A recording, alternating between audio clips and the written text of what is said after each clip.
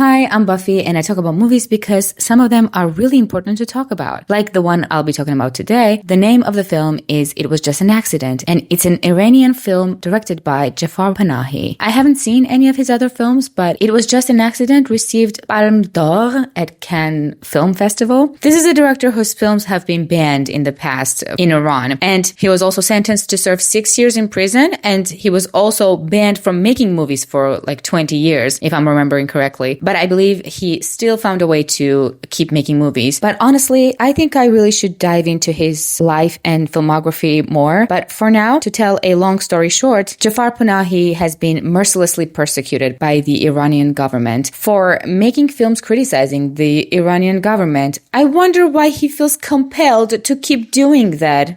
Now, as I've mentioned before, I go into movies blind without watching trailers at all. So I'll try to select clips from this trailer that do not show what the story is about because I think it's better to experience this film without knowing anything about it. You might have guessed by now that the movie has some things to say about some governmental conduct, but in essence, the film is about revenge, I guess. That's all I'm going to say about the story. However, the film touches on the themes of shared trauma, retribution, persecution, and acceptance.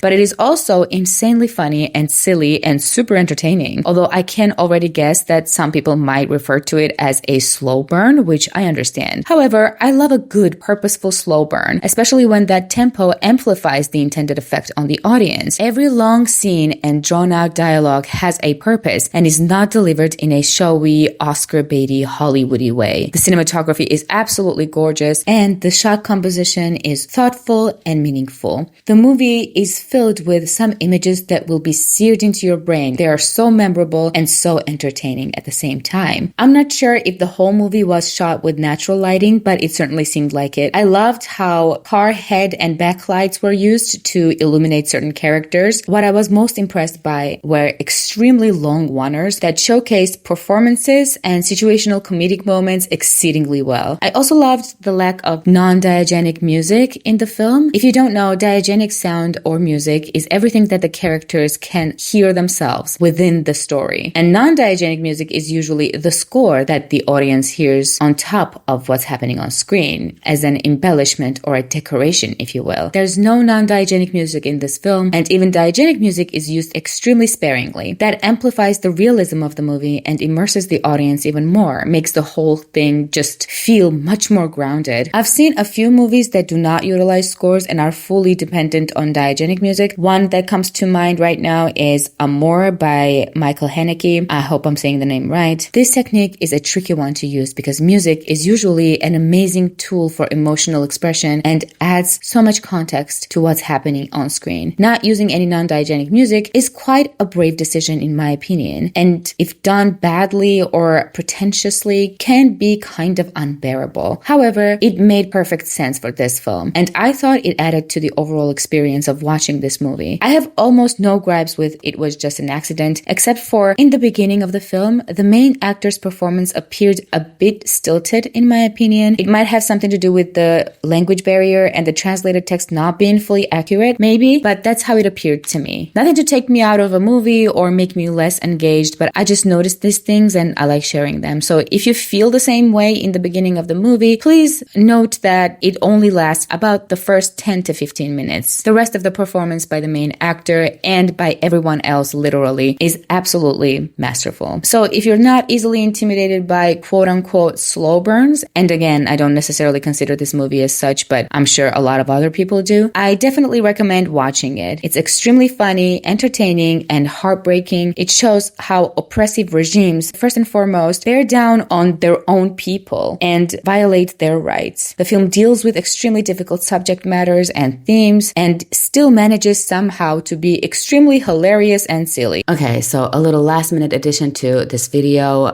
Turns out that Jafar Panahi has been sentenced to 1 year in prison for this movie as well. It was just an accident. He was charged when he was in the United States, and whenever he gets back to Iran, he will be arrested. The hearing is supposed to take place in January, as I understand, but Jafar Panahi has been very open about the fact that he will not stay out of Iran. He will go back regardless of what awaits him there. there. This man is so brave and so inspirational, and I don't know, he's just fantastic. He stands for freedom of expression and freedom of speech, and that's why I think it's even more important for us to go and watch his films and watch this movie in particular as well whenever it gets a wide release. This man is just doing God's work, really. No, you know what? Not God's work, people's work. He's doing people's work. He is just so inspirational and so brave. And just go and watch his films, okay? Support this man. That's it. That's what I wanted to say. So go check this one out. I don't know when it's getting a wide release, to be honest, but keep your eyes open for this one. Now, as always, thank you so much for watching. Subscribe if you're interested in more reviews and if you feel like it, of course. And I'll see you next time. Bye.